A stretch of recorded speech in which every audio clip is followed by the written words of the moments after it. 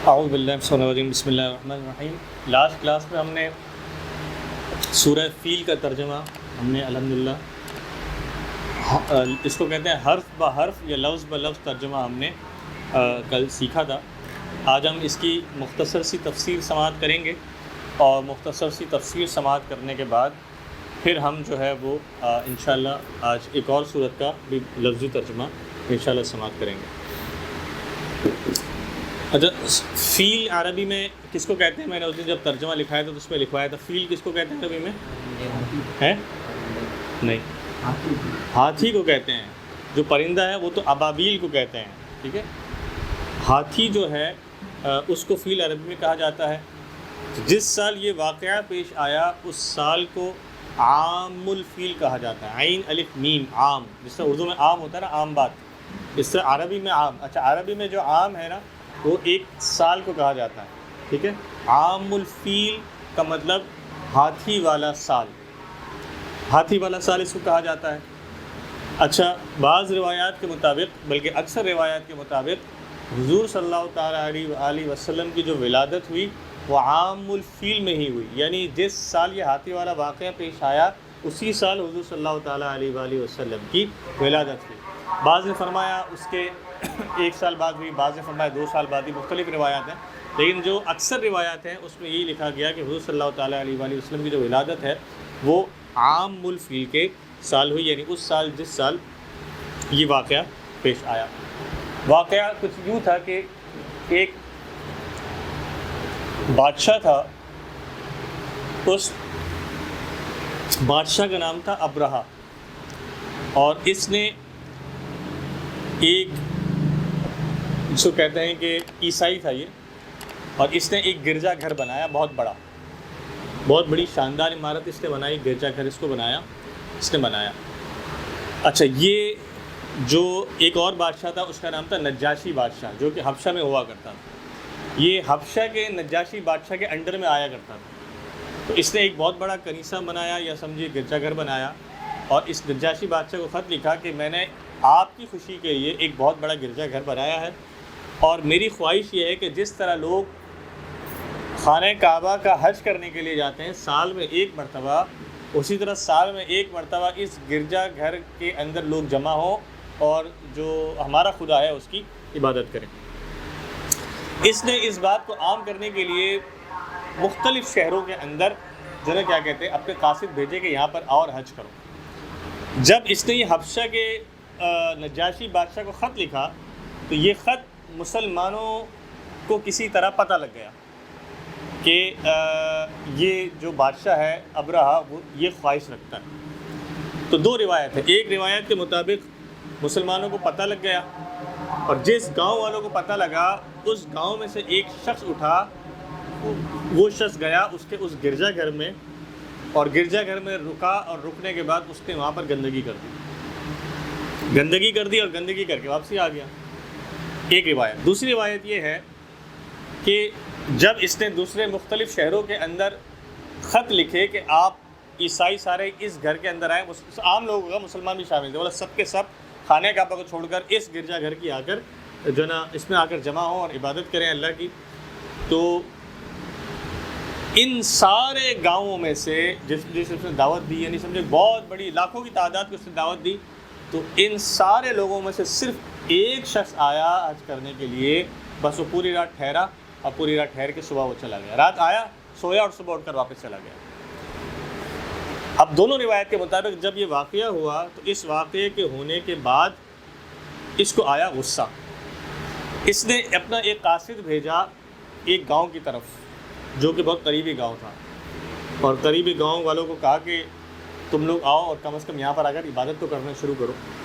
تو جو اس کا قاصد گیا تھا اس گاؤں والوں نے اس قاصد کو بھی قتل کر دیا کہ تو ہمیں اللہ سے روکنے کے لیے آیا اور تو ایک نئے گرجا گھر پہ اور حج کرنے کی بات کرتا ہے وہاں پر۔ انہوں نے پکڑ کے اس کو قتل کر دی۔ اس زمانے میں چونکہ ایک اس کو ہم زمانہ جاہلیت بھی کہہ سکتے ہیں نا، حضور سے پہلے کا زمانہ جاہلیت تھا، تو قتل کرنا بڑی عام بات ہوتی تھی، اس کو قتل کر دیا۔ اب جب اس ابرہہ بادشاہ کا جو قاصد تھا وہ قتل ہوا تو یہ اور آگ بگولا ہو گیا، اور اس نے کہا کہ اب میں جو ہے وہ خانہ کعبہ کو ڈھانے کے لیے یہاں سے کوچ کروں اور خانہ کعبہ کو گراؤں گا۔ رستے میں گیا رستے میں جو گاؤں اس کو ملتا وہ گاؤں والے اس کی مزاحمت میں کھڑے ہوتے ہیں۔ اب ایک گاؤں آیا، اس گاؤں میں گاؤں والے اس کی مزاحمت کے لیے کھڑے ہوئے کہ ہم تو ایسا نہیں کریں گے۔ اس نے ان سارے گاؤں والوں پر ہاتھی سے چڑھائی کی۔ اب جب ہاتھی سے چڑھائی کی تو وہ گاؤں والے دب گئے۔ جب گاؤں والے دب گئے تو سارے گاؤں والوں کو تو اس نے مار دیا۔ جو اس گاؤں کا سردار تھا، اس سردار نے اگر کہا کہ میری جان بخشی کر دو، مجھے چھوڑ دو، میں تمہیں خانہ کعبہ تک پہنچنے کا بہت آسان طریقہ اور آسان رستہ بتاؤں گا، اس رستے سے جاؤ گے تو بہت جلدی پہنچ جاؤ گے۔ اس نے اس کی جان چھوڑی تو وہ ان کے ہی قبیلے میں، ان کے ہی لشکر میں جا کر مل گیا۔ اسی طرح دوسرے گاؤں میں گئے تو دوسرے گاؤں والوں سے بھی اسی طرح کی بات چیت ہوئی۔ اس کے جو بڑا تھا اس کو بھی اس نے چھوڑ دیا، اپنے ساتھ ملا لیا۔ اب یہ سب مل کر جو تھے وہ خانہ کعبہ کو ڈھانے کی نیت سے یا خانہ کعبہ کو گرانے کی نیت سے، جو مکہ مکرمہ جو شہر تھا، جو ابھی جو شہر ہے مکہ مکرمہ، تو کافی بڑا ہے۔ اس زمانے میں اتنا بڑا نہیں ہوا کرتا تھا، چھوٹا شہر ہوا کرتا تھا۔ تو خانہ کعبہ سے باہر کی جو پہاڑیاں ہیں، ان باہر کی پہاڑیوں پہ آ کر اس کے ہاتھیوں نے اور اس کے پورے لشکر نے پڑاؤ ڈالا، اور آس پاس میں موجود جتنی بھی جانور تھے، بکریاں تھیں، گائیں تھے، اونٹ تھے، وہ سارے جانوروں پر بھی اس نے قبضہ کر لیا۔ اب جب سارے جانوروں پر اس نے قبضہ کیا تو اس میں مکہ والوں کے بھی بہت سے جانور تھے، اور حضرت عبد المطلب جو کہ حضور صلی اللہ تعالیٰ علیہ وآلہ وسلم کے دادا تھے، آپ کے کیا کہتے جانور بھی تھے، وہ بھی اس کے قبضے میں چلے گئے۔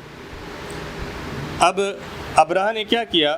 ابرہہ نے ایک قاصد بھیجا مکے کی والوں کی طرف کہ جو مکے کا سب سے بڑا سردار ہے، میں اس سے بات کرنا چاہتا ہوں۔ مکے کا جو سب سے بڑے سردار تھے وہ اس وقت حضرت عبد المطلب ہی تھے، حضور کے دادا قریش کے سردار تھے۔ تو قریش کے سردار حضرت عبد المطلب اس ابرہہ بادشاہ سے مکالمہ کرنے کے لیے گئے۔ جب مکالمہ شروع ہوا تو ابرہہ نے کہا کہ میں خانہ کعبہ کو گرانے کے لیے آیا ہوں، اور اس لیے میں چاہتا ہوں کہ یا تو آپ لوگ میرا سپورٹ کریں، اگر سپورٹ نہیں کر سکتے تو پھر آپ لوگ اس شہر کو چھوڑ کر چلے جائیں تاکہ آپ کی جان کو اور آپ کے مال کو کوئی نقصان نہ ہو، اور آپ لوگ یہ شہر چھوڑ کر چلے جائیں۔ حضرت عبد المطلب نے ارشاد فرمایا کہ یہ ساری باتیں تو بعد میں ہوں گی، پہلے یہ بتاؤ کہ جو میری اونٹ اور میری بکریاں جو تم نے اپنے قبضے میں لی ہے، پہلے وہ میری اونٹ اور میری بکریاں میرے واپس کرو۔ تو ابرہہ نے کہا کہ مجھے آپ کے جانوروں سے کوئی لینا دینا نہیں، میرے لیے تو سمجھے کہ یہ ایک طریقے سے پینٹ ہے، میرے پاس تو ہاتھیوں کی اتنی بڑی فوج ہے، یہ گائیں اور بکریوں اور اونٹ سے میرا کیا ہو۔ لیکن مجھے حیرانگی اس بات پر ہو رہی ہے کہ میں آپ کے مطلب اس مقدس مقام کو گرانے کے لیے آیا ہوں، اور آپ کو اپنے اونٹ اور اپنی بکریوں کی فکر ہے۔ حضرت عبد المطلب نے یہ جواب دیا کہ جو میری ملکیت میں چیز ہے، جو بکریاں اور اونٹ میری ملکیت میں ہے، میں اس کی فکر کروں گا۔ خانہ کعبہ کا مالک جو ہے وہ خانہ کعبہ کی حفاظت کرے گا۔ تو ہر کوئی اپنی اپنی چیز کا ذمہ دار ہے نا، میری ذمہ داری ہے میں ان کی حفاظت کروں گا، اس گھر کا جو مالک ہے وہ اس گھر کی حفاظت کرے گا۔ اس نے کہا ٹھیک ہے۔ تو اس نے اونٹ اور بکریاں جو ہیں وہ حضرت عبد المطلب کو واپسی کی۔ حضرت عبد المطلب مکہ مکرمہ کے شہر میں واپسی تشریف لائے، اور تشریف لانے کے بعد پھر آپ نے مکہ والوں کے سامنے ایک خطبہ دیا، سب کو جمع کیا، سب کو جمع کر کے خطبہ دیا، اور ارشاد فرمایا کہ ہمارے اس خانہ کعبہ کے شہر کے باہر ایک ظالم بادشاہ اپنی اونٹ کی ایک فوج کو لے کر کھڑا ہے، جو کہ ہم پر حملہ کرنے کے لیے تیار ہے، خانہ کعبہ کو گرانے کے لیے آیا ہے۔ ہم اس ہاتھیوں کے لشکر، ہم اس جو ہے نا لشکر کا مقابلہ کسی بھی صورت نہیں کر سکتے، اس لیے بہتر یہ ہے کہ ہم اپنے جتنے ساز و سامان کو لے سکتے ہیں ان کو لے کر، اور اپنے گھر والوں کو لے کر اس شہر مکہ کو کچھ عرصے کے لیے چھوڑ دیں، یعنی کچھ دیر کے لیے چھوڑ دیں، اور اس شہر سے باہر چلے جائیں، ٹھیک ہے، تاکہ اللہ تعالیٰ کی جو مرضی، اللہ تعالیٰ نے اگر اپنا گھر گرانا، مطلب اپنا جو وہ خانہ کعبہ کی دیوار 4 دیواری ہے، ہم اس کو بیسیکلی کہتے ہیں بیت اللہ، لیکن حقیقت میں ہم صرف نسبت کے لیے اس کو اللہ کا گھر کہتے ہیں، حقیقت میں اللہ کا گھر تو نہیں ہے، اس لیے کہ اللہ تعالیٰ تو جسم سے پاک ہے، رہنے سے پاک ہے نا، لیکن ہم صرف نسبت کے لیے کہتے ہیں کہ اللہ کا گھر۔ تو انہوں نے کہا کہ اگر اللہ تعالیٰ کو اپنا گھر گرانا مقصود ہوگا تو وہ بھی اس کی مرضی ہوگی، اس کا مالک ہے وہ، اور اگر گھر گرانا مقصود نہیں ہوگا، اپنے گھر کی حفاظت فرمائے گا، تو پھر اس لشکر کی تو خیر نہیں، تو اس لشکر کے ساتھ بھی جو ہوگا تو پھر ہم اگر اس شہر میں ہوں گے تو ہم بھی اس کی لپیٹ میں آ جائیں گے، اس لیے بہتر یہ ہے کہ ہم اس شہر کو چھوڑ کر چلے جائیں۔ تو ابرہہ بادشاہ کو حضرت پھر عبد المطلب نے خط لکھا کہ ہمیں آدھے دن کا ٹائم دیا جائے یا 1 دن کا ٹائم دیا جائے، تاکہ ہم اپنا سارا ساز و سامان لے کر اس شہر سے باہر نکل جائیں۔ تو جو بھی ٹائم لمٹ طے ہوئی اس ٹائم لمٹ میں حضرت عبد المطلب تمام مکے والوں کو لے کر مکہ شہر سے باہر نکل گئے. جب آپ مکہ شہر سے باہر نکلے تو پھر حضرت عبد المطلب نے اللہ تعالیٰ کی بارگاہ میں دعا کی اور دعا میں یہ عرض کی کہ یا اللہ ہم اس لشکر سے مقابلہ کرنے کی طاقت نہیں رکھتے. اور پھر آپ نے وہی جملے کہے کہ تیری مرضی ہے، تو چاہے تو اپنے گھر کی حفاظت فرما، تو چاہے تو اپنے گھر کی حفاظت نہ فرما. لیکن ہم چونکہ اس گھر کی حفاظت کے قابل نہیں تھے، کیونکہ ہمارے پاس اتنی طاقت نہیں ہے، اس لیے یہ معاملہ ہم نے تیرے سپرد کیا ہے. جو تو کرے گا یقیناً وہ بہتر معاملہ ہی ہوگا. آپ نے یہ دعا کی اور آپ مکے سے باہر تشریف لے آئے. پھر آپ نے یہ بھی دعا کی کہ یا اللہ تو اپنے گھر کی حفاظت فرما، کیونکہ اگر تو اپنے گھر کی آج حفاظت نہیں فرمائے گا تو کل جس کا بھی دل چاہے گا وہ منہ اٹھ کر تیرے گھر کو ڈھانے کے لیے آگے بڑھ جائے گا. خیر بہرحال ابرہہ کا جو سب سے بڑا ہاتھی تھا اس ہاتھی کا نام تھا محمود. وہ لشکر کا سب سے بڑا ہاتھی تھا. بعض نے فرمایا کہ وہ تقریباً کوئی تو کہتے ہیں کہ 15 یا 20 فٹ اونچا تھا. مطلب 15 فٹ اونچا ہاتھی ہونا یہ بہت بڑی بات ہے. آج کل کے بھی جو ہاتھی ہوتے ہیں وہ آپ سمجھیں کہ کوئی 12 فٹ کے ہوتے ہیں، اور 20 فٹ کا ہاتھی یا 25 فٹ کا ہاتھی اگر کوئی ہو تو وہ بہت زیادہ بڑا ہوگا. مطلب 15 فٹ کا مطلب ہو گیا تقریباً 2 فلور کی اونچائی. مطلب 16 فلور پہ تو ہمارا پہلی منزل ختم ہو جاتی ہے. تو اتنی اونچائی، یعنی اتنا بڑا وہ ہاتھی تھا. بہرحال اللہ کے حکم سے وہ خانہ کعبہ کی طرف اس کو چلاتے نہ چلتا، دوسری کسی طرف چلاتے وہ چل پڑتا، لیکن خانہ کعبہ کی طرف نہ چلتا. محمود نے ابرہہ نے اس ہاتھی کو چھوڑا اور باقی ہاتھیوں کو لے کر وہ خانہ کعبہ کی طرف آگے بڑھا. اب قرآن مجید ہم نے جو لاسٹ ٹائم ترجمہ سنا تھا اس میں ایک لفظ ہم نے سنا تھا ابابیل. اس میں مختلف اقوال ہیں. بعض نے فرمایا کہ یہ ابابیل ایک خاص قسم کا پرندہ ہے، اور یہ خاص قسم کے پرندے کی فوج اللہ تبارک و تعالیٰ نے ان ہاتھیوں کے لشکر کو تباہ کرنے کے لیے بھیجی. ایک حضرت عائشہ کے قول کے مطابق آپ فرماتی ہیں کہ یہ ابابیل کوئی خاص پرندے نہیں تھے، بلکہ یہ کبوتر ہی تھے کہ جن کو اللہ تعالیٰ نے ان کو پتھروں کے ساتھ بھیجا اور خانہ کعبہ کی حفاظت کے لیے بھیجا. اور آپ فرماتی اسی وجہ سے تم آج بھی دیکھو گے کہ کبوتروں کو اللہ تعالیٰ نے اپنے گھر کے اوپر بیٹھنے کی بھی اجازت دی. کوئی دوسرا پرندہ چاہے کوا ہو، چاہے چیل ہو، چاہے چڑیا ہو، آپ کو خانہ کعبہ کے آس پاس نظر نہیں آئے گا سوائے کبوتر کے. تو آپ فرماتی ہیں یہ کبوتر ہی تھا جو اس وقت جو ہے خانہ کعبہ کی حفاظت کے لیے آیا تھا. حضور صلی اللہ علیہ وسلم کی ایک صحابیہ ہیں، ان کا نام میرے ذہن سے نکل گیا. بعض نے فرمایا کہ وہ پرندے کی ایک مردہ، مطلب وہ جو پرندہ تھا جو بھیجا گیا تھا اس کی ایک خاص نسل تھی. اس نسل کا ایک خاص پرندہ ان صحابیوں نے پالا ہوا بھی تھا، صرف اس نشانی کے لیے کہ یہ وہ پرندہ تھا کہ جو خانہ کعبہ کی حفاظت کے لیے آیا. یہ کچھ آپ نے قول سنے. اچھا، اگلی بات کہ وہ جو پرندے تھے، چاہے وہ کبوتر ہو یا چاہے جو ابابیل الگ سے بھی پرندہ ہو، ہر پرندہ 3 پتھروں کو لے کر آیا تھا، اور 3 پتھروں میں 2 اس کے پنجوں میں ہوتے تھے اور 1 اس کی چونچ میں ہوتا تھا. اچھا، یہ جو پتھر تھے اس کے بارے میں قرآن مجید نے کیا فرمایا تھا؟ وَأَرْسَلَ عَلَيْهِمْ طَيْرًا أَبَابِيلَ تَرْمِيهِمْ بِحِجَارَةٍ مِّن سِجِّيلٍ. میں نے آپ کو سجیل ایک لفظ لکھوایا تھا پچھلی کلاس میں. کسی کو یاد ہے کہ سجیل کا معنی کیا تھا؟ آپ تو دیکھیے ذرا، سجیل کا معنی میں نے کیا لکھوایا تھا؟ نشان زدہ پتھر. ٹھیک ہے.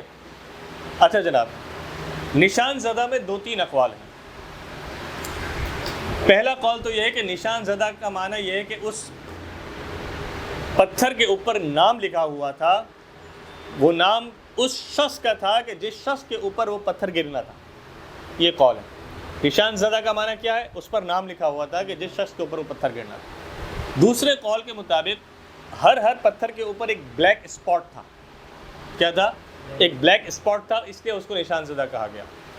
تیسرے قول کے مطابق ایک خاص قسم کے پتھر ہوتے ہیں، ایک نسل ہے پتھروں کی، پہاڑ کی ایک نسل ہے کہ جس میں ریڈ یا گرے نا دھاریاں ہوتی ہیں. وہ ڈیزائن ہوتا ہے خاص قسم کا، دھاریوں والا پتھر ہوتا ہے. آپ کو شاید یہ کسی بیچ پہ آپ جائیں، ساحل سمندر پہ وہاں نظر آئے، یہ کسی خاص مقام پر نظر آئے، تو ایک خاص قسم کے ریڈ آپ نے شاید دیکھے ہوں. یہ جو امریکہ ہے، امریکہ کے اندر ایک جگہ ہے جس کو گریٹ کینین کہا جاتا ہے. گریٹ کینینز بیسیکلی لال کلر کے پہاڑوں کا ایک پورا سلسلہ ہے جن کو گریٹ کینینز کہا جاتا ہے. اس میں آپ دیکھیں گے نا وہ خاص قسم کے لال پہاڑ ہیں, اور جب وہ پہاڑ بیچ میں سے اچھا اور ایسے پہاڑ ہیں کہ ان پہاڑوں کے بیچ میں جو رستے بنے ہوئے ہیں, جب آپ ان پہاڑوں کو دیکھیں گے نا اس پہاڑ پہ آپ کو دھاریاں دھاریاں دھاریاں نظر آئیں گی, ایسا لگے گا لیئرز ہے, نمک کی لیئر ہے, نیچے ایک اور کلر کی لیئر ہے, وہ دھاریاں ہیں. تو اس قسم کا کوئی پتھر تھا جو کہ ان کے ہاتھوں میں تھا, جس لیے اس کو سجیل کہا گیا کہ وہ نشان زدہ تھے, یعنی اس طرح دھاری والے پتھر تھے. بہرحال بزرگوں نے لکھا کہ جب وہ پتھر وہ پرندے اپنے چونچ میں اور اپنے دونوں پنجوں میں لے کر آتے تو وہ پتھر آسمان سے پھینکتے. اچھا, جب ان کی تعداد آئی تو بزرگوں نے لکھا کہ ان کی تعداد پرندوں کی اتنی تھی کہ دن کے وقت بھی آسمان پر اندھیرا آ گیا. دن کے وقت بھی آسمان, یعنی جب بادل آتے ہیں تو کیسا اندھیرا آ جاتا ہے, اس طرح وہ پتھروں کی تعداد اتنی ان پرندوں کی تعداد اتنی زیادہ تھی کہ وہ ہمیں اندھیرا اندھیرا سا محسوس ہونے لگا. پھر وہ پرندے آئے, پرندے اوپر سے چونچ سے بھی اپنے پتھر کو پھینکتے اور پنجوں سے بھی پتھر کو پھینکتے, اور فرمایا کہ جب وہ پتھر کسی کے سر پر گرتا تو اس کے سر کے اندر داخل ہو کے اس کے پورے جسم سے گزرتے ہوئے پھر وہ ہاتھی کے اندر گھستا, اور ہاتھی کے اندر گھس کے پھر وہ زمین کے اندر چلا جاتا. ٹھیک ہے, اور اس پتھر کا پریشر اتنا ہوتا کہ دو اس میں قول ہیں. ایک قول تو یہ کہ اگر آپ سمجھیے کہ آسمان سے اوپر سے کوئی آپ پر گولی چلائے, وہ گولی ایسی گھسے کہ آپ کے سر میں گھسے اور ہاتھی کے نیچے سے چلی جائے, اس گولی کے لگنے سے بھی انسان مر جائے گا, کیونکہ اس کا پورا جسم ہی چر گیا, اور ہاتھی کا پورا جسم بھی چر گیا نا, اس کے اندر گولی چلی گئی اور وہ مر گیا. دوسرا قول یہ بھی ہے کہ جب وہ پتھر ان کے سر میں گھستا, سر میں گھستے پورے جسم کو چیرتے ہوئے ہاتھی کے اندر گھستا اور ہاتھی کے اندر سے گزرتے ہوئے زمین تک جاتا, تو بیسیکلی اس ہاتھی اور انسان کے دو ٹکڑے ہو جاتے, ایک ٹکڑا سیدھے ہاتھ پر گر جاتا اور ایک ٹکڑا الٹے ہاتھ کی طرف گر جاتا, یعنی پورے دو ٹکڑے ہو جاتے, اس انسان کے بھی اور اس ہاتھی کے بھی.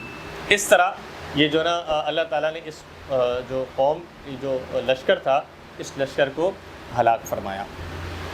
اچھا, یہاں پر امام قرطبی علیہ الرحمہ نے مختلف مفسرین کرام نے بھی, ہاں یہ چل گیا انٹرنیٹ, میں اسی کا ویٹ کر رہا تھا, انٹرنیٹ نہیں چل رہا تھا میرا.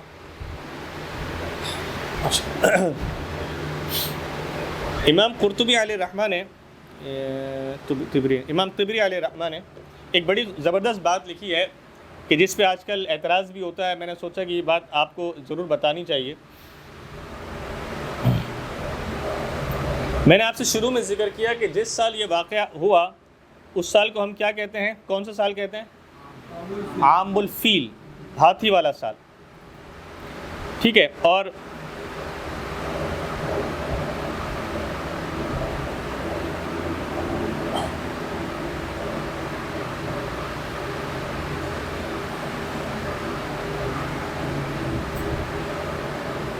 اچھا دیکھیں, حضرت عبد المطلب کی دعا بھی لکھی ہوئی ہے.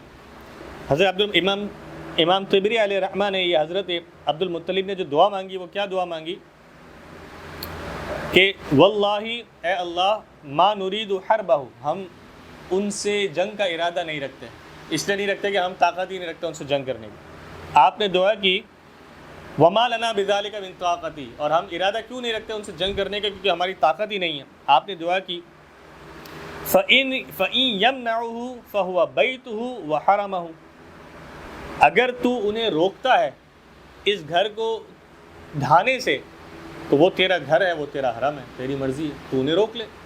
وَإِن يُخْلِ بَيْنَهُ وَبَيْنَهُ, اور اگر تو انہیں نہیں روکتا ہے تو یہ تیرا معاملہ ہے اور ان کا معاملہ ہے, ہم اس پہ بھی کچھ نہیں کر سکتے.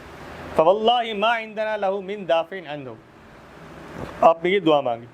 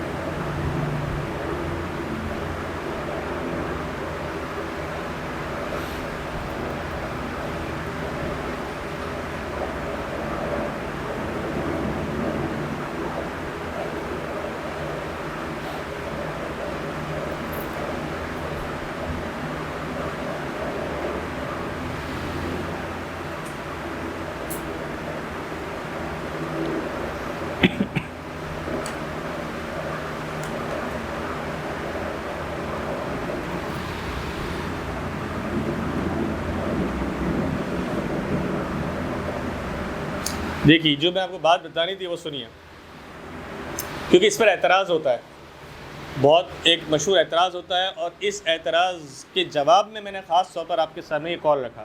یہ تفسیر ہے امام قرطبی علیہ رحمہ کی، ٹھیک ہے، اور آپ کا سن وصال جو ہے 671 ہجری ہے۔ ابھی کون سا ہجری چل رہا ہے کسی کو پتہ ہے؟ 1445 چل رہا ہے، اور حضرت کا جو سن وفات ہے وہ ہے 671، یعنی آج سے کم و بیش بھی میرے خیال میں 750 سال ہو گئے حضرت کو دنیا سے تشریف لے گئے۔ آپ نے 750 سال پہلے یہ بات لکھی ہے، جس پر اعتراض ہو رہا ہے نا، جن باتوں پر آپ نے 750 سال پہلے وہ بات لکھ دی تھی۔ آپ نے مختلف باتیں لکھی ہیں کہ آپ لکھتے ہیں کہ حضور صلی اللہ تعالیٰ علیہ وآلہ وسلم کی حدیث ہے کہ ولدت عام الفیل، کہ میں ہاتھی والے سال پیدا ہوا، ٹھیک ہے۔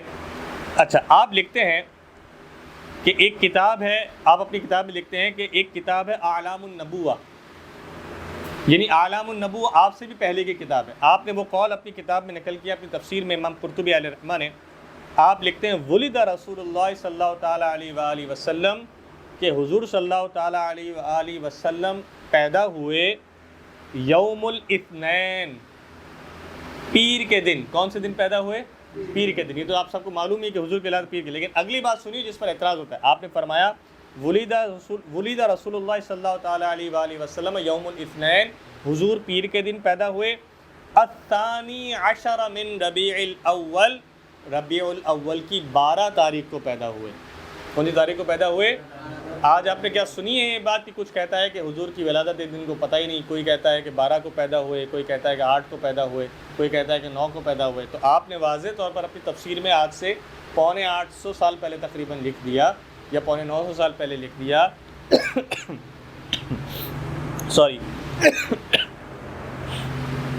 کہ حضور صلی اللہ تعالیٰ علیہ وآلہ وسلم پیر کے دن ربیع الاول کے مہینے کی کون سی تاریخ کو پیدا ہوئے؟ 12 تاریخ کو پیدا ہوئے، ٹھیک ہے۔ تو اب یہ چھوٹی سی بات ہے، اگر کوئی آپ کو میسج کرے نا، کبھی ربیع الاول میں کبھی میسج آ جائے، یا کوئی شخص آپ کو کہہ دے کہ 12 تاریخ کو لوگ حضور کا میلاد بناتے ہیں، جبکہ 12 تاریخ کو تو پیدائش ثابت ہی نہیں ہے، تو آپ کہتے ہیں اگر ثابت نہیں ہے تو امام قرطبی علیہ رحمہ اپنی کتاب کے اندر یہ بات کیوں ارشاد فرما رہے ہیں، جن کا سن وفات 671 ہجری ہے؟ بس یہ چھوٹی سی بات آپ کہہ دیجیے گا، اور یہ بات کوٹ کر دیجیے گا اگر آپ کو کرنی ہو، ٹھیک ہے۔ اگر لکھنا چاہیں تو لکھ بھی لیں۔ تفسیر ہے، تفسیر کا نام ہے تفسیر جامع للاحکام القرآن، تفسیر کا نام ہے جامع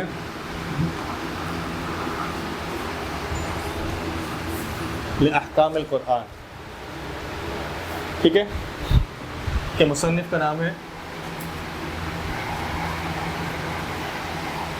امام قرطبی، ان کا سن وصال ہے 671 ہجری، ٹھیک ہے۔ اور یہ جو بات انہوں نے لکھی ہے، یہ لکھی ہے سورۃ الفیل کی پہلی آیت کے تفسیر کے اندر،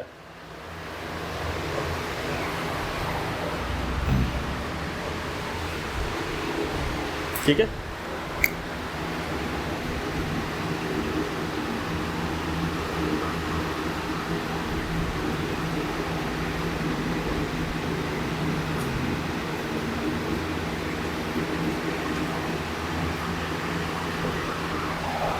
ٹھیک ہے، اس پر آپ نے یہ بات آلریڈی لکھ دی ہے۔ میں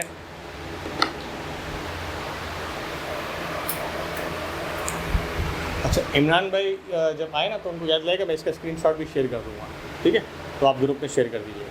تو یہ ایک امپورٹنٹ بات تھی کہ جو ہمیں یہ جو میں نے آپ کو پوری تفسیر بتائی، یہ تفسیر آپ میرے خیال میں شاید 12 سن چکے ہوں گے، لیکن جو اصل ہمیں ان کتابوں سے فائدہ اٹھانا ہے وہ یہ ہے کہ ہم یہ سمجھتے ہیں کہ شاید ہم بہت ساری باتیں اپنے طور پر کر رہے ہیں، ایسا کچھ بھی نہیں ہے۔ الحمدللہ ہماری ہر بات بزرگوں نے اپنی کتابوں میں کئی 100 سال پہلے لکھ دی ہے۔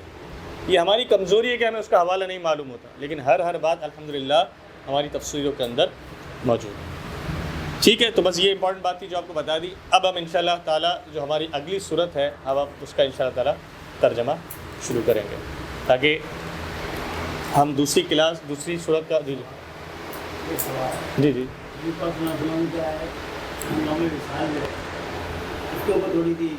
جی وہ بھی انشاءاللہ جب حوالہ آئے گا، جب وہ بات آئے گی تو میں انشاءاللہ وہ بھی آپ سے ذکر کروں گا.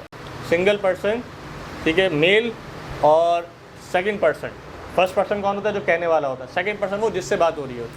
تو سیکنڈ پرسن کی طرف کوئی چیز ریلیٹ کرنی ہو، سنگولر میل، تو ہم کاف زبر کا لگاتے ہیں. ٹھیک ہے، آپ کو الکوثر، اس کا میں نے سمپل ترجمہ کیا کوثر. آپ اعلیٰ حضرت کا ترجمہ دیکھیں گے، انہوں نے کیا کثرت عطا کی. کوثر کے بہت سارے معنی ہیں، اس میں ایک ایبریویشن بھی، کوثر ایک خاص جگہ کا نام ہے. یہ بہت ساری چیزیں وہ انشاءاللہ ہم جب اس کی تفسیر سنیں گے تو ہم انشاءاللہ سمجھ لیں گے. اب ہم نے جب سورہ فیل کا ترجمہ سنا تھا ہم نے،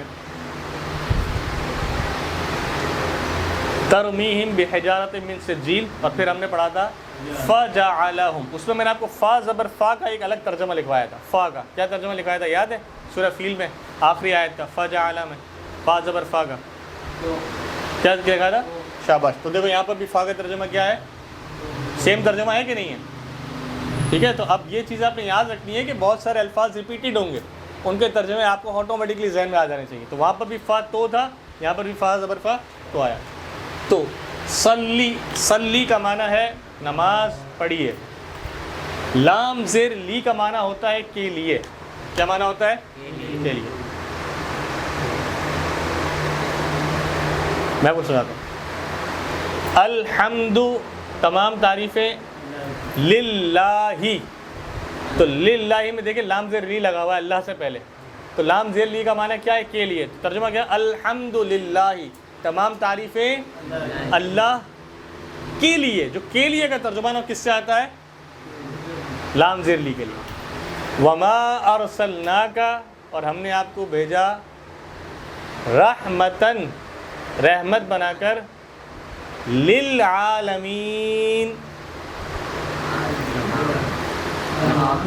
تمام جہانوں کے لیے. تو یہ کے لیے آ رہا ہے نا، وہ للعالمین، العالمین سے جو لام زیر لی لگا اس کے لیے آ رہا ہے. وما ارسلناک الا رحمتا للعالمین. تو یہ لام زیر لی، اس کا ترجمہ کیا ہوتا ہے؟ کے لیے. ٹھیک ہے، تو یہاں پر تو نماز پڑھیے، لام زیر لی کے لیے. کس کے لیے؟ آگے کیا آیا؟ ربکا. کیا آیا؟ الم تر کیف فعل ربک، آپ کا رب. یہاں پر بھی کیا ہے؟ ربکا. کیا ترجمہ ہے؟ آپ کا رب. آپ کے رب کے لیے ہو گیا ہے. ٹھیک ہے، مطلب اردو میں جب کریں گے تو تھوڑا با محاورہ کر دیں گے. آپ کے رب کے لیے، ترجمہ ہوئی آپ کا رب، لام زیر لی کے لیے. تو آپ کے رب کے لیے. ٹھیک ہے. اچھا، واو زبر وا، وَأَرْسَلَ عَلَيْهِمْ، یاد ہے وَأَرْسَلَ عَلَيْهِمْ طَيْرًا، اور ان پر بھیجے. تو واو زبر وا کا ترجمہ کیا تھا؟ اور یہاں پر واو زبر وا کیا ہو گیا؟ اور. وَانْحَرْ، انحر کا معنی ہوتا ہے قربانی کیجیے. ٹھیک ہے، آگے دیکھیے اِنَّا، واپس آ گیا اِنَّا. اِنَّا کا کیا ترجمہ لکھا ہے؟ بے شک. یہاں پر بھی اِنَّا کیا لکھا تھا؟ بے شک. اِنَّا شَانِئَکَ، شَانِئُن عربی میں کہتے ہیں دشمن کو. اور کاف زبر کا وہی کیا ہو گیا؟ آپ کا. ربو کا، آپ کا رب. کتابو کا، آپ کی کتاب. قلمو کا، آپ کا قلم. شانئ کا، آپ کا دشمن. ٹھیک ہے، اب دشمن کی نسبت بھی حضور کی طرف فرمانی تھی اللہ تعالیٰ نے، تو عربی میں کس طرح استعمال کیا؟ کاف زبر کا لگا دیا کہ بے شک آپ کا دشمن ہوا، وہی، یا ہوا کا ویسے ترجمہ ہوتا ہے وہ، جو یہاں پہ کرتے ہیں وہی.